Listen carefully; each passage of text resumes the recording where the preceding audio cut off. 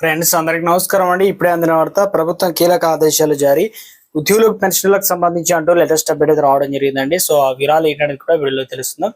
చివరి చూడండి, అర్థమవుతుంది. మరోసారి ఛానల్ వస్తే తప్పకుండా సబ్స్క్రైబ్ చేసుకోండి. చూస్తున్నారు కానీ లైక్ చేయడం మర్చిపోతున్నారు, లైక్ చేయండి. వీళ్ళకైతే వెళ్ళిపోతాం. రాష్ట్ర ప్రభుత్వ ఉద్యోగులకు సర్వీస్ రికార్డులను పూర్తిగా స్థాయిలో ప్రక్షాళన అనేది చేసేందుకు గాను ప్రభుత్వం కొత్త విధానం శ్రీకారం చుట్టింది. పాలనలో అత్యంత పారదర్శకత, జవాబుదారీతనం అనేది పెంచడమే లక్ష్యంగా హ్యూమన్ రిసోర్స్ మేనేజ్మెంట్ సిస్టమ్ ను అదేవిధంగా IFMIS పోర్టల్ ద్వారా అమలు చేయాలని చెప్పేసి నిర్ణయం తీసుకోవడం జరిగింది. ఇందులో భాగంగానే రాష్ట్ర వ్యాప్తంగా ఉన్న రెగ్యులర్ ఉద్యోగులు సర్వీస్ రిజిస్టర్లకు సంబంధించి SIR కావచ్చు స్కాన్ చేసి డిజిటల్ రూపంలో వాటిని అన్నింటినీ అప్లోడ్ చేయాలని చెప్పేసి ఆర్థిక శాఖ సోమవారమే ఉత్తర్వులు అయితే ఇచ్చిందనమాట. సో ఈ డిజిటలైజేషన్ ప్రక్రియ వల్ల కూడా ఏమవుతుందంటే భవిష్యత్తులో ఈ పెన్షనర్ పేరోలు ప్రాసెసింగ్, సెలవులు ఇవ్వాలన్నా నిర్వహణ వంటి సేవలు కూడా మరింత వేగంగా ఈజీ ప్రాసెస్ అయితే అవుతుందని చెప్తున్నారు.